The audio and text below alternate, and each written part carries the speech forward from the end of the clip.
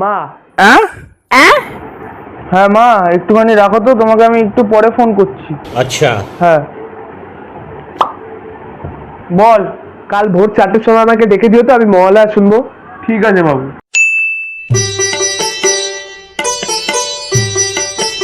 কিরে বাবু উঠবি না? 4টে বেজে গেছে তো, ওঠ।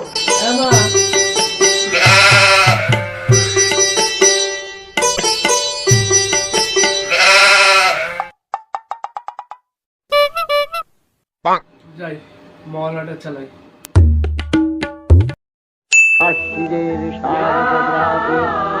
জেগে উঠেছে আলোকমণি।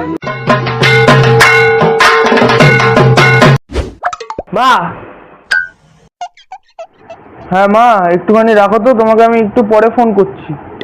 হ্যাঁ বল, কাল ভোর 4টের সময় আমাকে ডেকে দিও। এই শোনো, বাবু আবার কবে থেকে মহালয়া দেখা শুরু করলো? না থাকুক, কোনোবার তো দেখে না, এবার যখন নিজের থেকে বলছে দেখুক।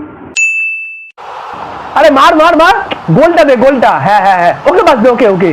যাই, ঘন্টু যখন মহালয়াটা চালিয়েছে, আমিও একটু ওর সাথে বসে দেখে আসি। হ্যাঁ আরে ঘন্টু, এই মহালয়াতে নন্দকুমার আর মনবীর সিং কি করে? আরে এটা কোনো মহালয়া ফহালয়া হচ্ছে না, আজকে ইস্ট বেঙ্গল আর মোহনবাগানের ফাইনাল ম্যাচ আছে, ওইটাই দেখছি। আরে মহালয়াটা কি জিনিস আবার? থাক, এখনকার জেনারেশন ওইসব বুঝবে না, তুই খেলাই দেখ, আমি গেলাম। হ্যাঁ যাও যাও।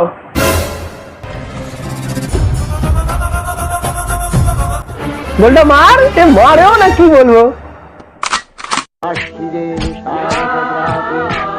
জেগে উঠেছে আলোকমণি।